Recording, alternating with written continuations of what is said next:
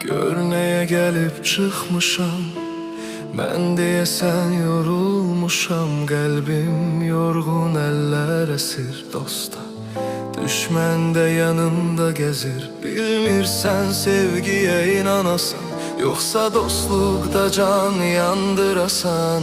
Hər addımımda min sual var, cavab yoxdur için fəryadlar.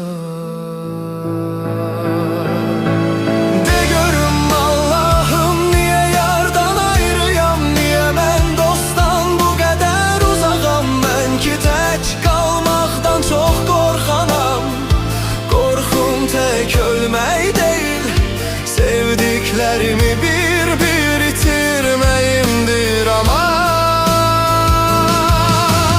De görüm Allah'ım, niye ümid yarımdır, niye gülüşlərim yarıda qalıbdır. Mən ki səmimiyəm, niye darxıram?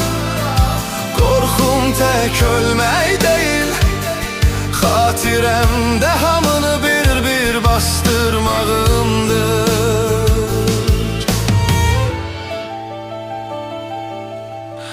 Tanış dediğin çok olar sayla, adları çoktur ürəklər yaylaq. Mərd dediğin tek düşər, çoxu yağış kimi gəlir ıssız köçər.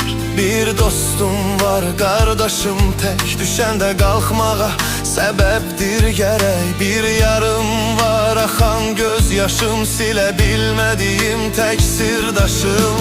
Mərd dediyim o tək dostumdur, eşq dediyim solmaz yarımdır. Ama bəzən elə uzaq görünürlər, sanki mənə çatmaz ulduzdurlar. De görüm Allah'ım, niye yardan ayrıyam, niye mən dostdan bu qədər uzağam. Mən ki tək qalmaqdan çox qorxanam, qorxum tək ölmək deyil, sevdiklərimi bir itirməyimdir aman.